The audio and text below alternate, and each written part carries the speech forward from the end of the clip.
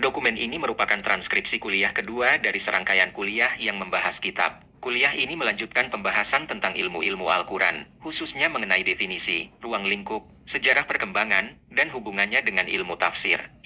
Pengantar dan doa. Pertama, pentingnya mencari ilmu. Kuliah diawali dengan penegasan akan pentingnya selalu menambah ilmu pengetahuan, dan mendorong pendengar untuk berdoa memohon tambahan ilmu kepada Allah SWT. Kedua, lanjutan kuliah sebelumnya. Kuliah ini merupakan kelanjutan dari kuliah sebelumnya, yang telah membahas definisi ilmu-ilmu Al-Quran. 2. Definisi dan ruang lingkup ilmu-ilmu Al-Quran. Pertama, definisi ulang ilmu-ilmu Al-Quran. Definisi ilmu-ilmu Al-Quran diulang dan ditegaskan kembali, ilmu yang membahas Al-Quran dari segi penurunannya, pengumpulannya, karakteristiknya, hukum-hukumnya, pembacaannya, pemahamannya, dan penjelasan maknanya. Kedua, 7 aspek utama ilmu-ilmu Al-Quran. Kuliah ini mengklasifikasikan ilmu-ilmu Al-Quran ke dalam 7 aspek utama. Pertama, definisi Al-Quran. Kedua, penurunan Al-Quran. Ketiga, pengumpulan Al-Quran. Keempat, pembacaan Al-Quran. Kelima, penjelasan dan tafsir Al-Quran. Keenam, bahasa dan gaya bahasa Al-Quran. Ketujuh, hukum dan adab Al-Quran. 3. Tujuan mempelajari ilmu-ilmu Al-Quran. Kuliah ini menjabarkan 4 tujuan utama mempelajari ilmu-ilmu Al-Quran.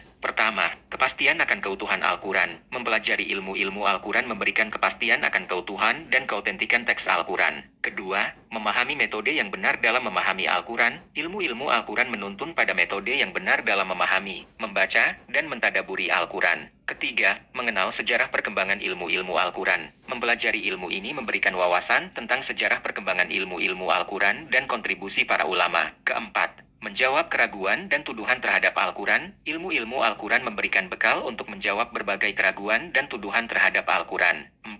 Sejarah perkembangan ilmu-ilmu Al-Quran. Pertama, fase awal. Fase awal perkembangan ilmu-ilmu Al-Quran ditandai dengan transmisi pengetahuan secara lisan di kalangan sahabat dan tabi'in. Kedua, fase penulisan. Fase penulisan dimulai pada paruh kedua abad pertama Hijriah. Kuliah membahas beberapa karya awal dalam bidang tafsir, seperti karya-karya Mujahid bin Jabr dan Ibnu Abbas. Ketiga, fase pengumpulan parsial. Fase ini ditandai dengan munculnya karya-karya yang menggabungkan beberapa cabang ilmu Al-Quran, seperti kitab karya Abi Ubaid Al-Qasim bin Salam. Keempat, fase pengumpulan komprehensif. Pada abad ke-8 hari, muncul karya-karya yang lebih komprehensif seperti karya Al-Zarkashi dan karya Al-Suyuti. Kelima, fase modern. Pada abad ke-14 hari, perkembangan ilmu-ilmu Al-Quran memasuki fase modern, dengan munculnya karya-karya baru yang lebih ringkas dan mudah dipahami, serta diintegrasikan ke dalam kurikulum perguruan tinggi. Perbedaan antara ilmu-ilmu Al-Quran dan usul tafsir. Kuliah menjelaskan bahwa usul tafsir merupakan bagian dari ilmu-ilmu Al-Quran, tetapi bukan keseluruhannya. Ilmu-ilmu Al-Quran memiliki cakupan yang lebih luas. Kesimpulan, kuliah ini memberikan gambaran komprehensif tentang ilmu-ilmu Al-Quran, mulai dari definisi, ruang lingkup, sejarah perkembangan, hingga hubungannya dengan ilmu tafsir. Kuliah ini mendorong pendengar untuk mendalami ilmu-ilmu Al-Quran agar dapat memahami dan mengamalkan Al-Quran secara lebih baik.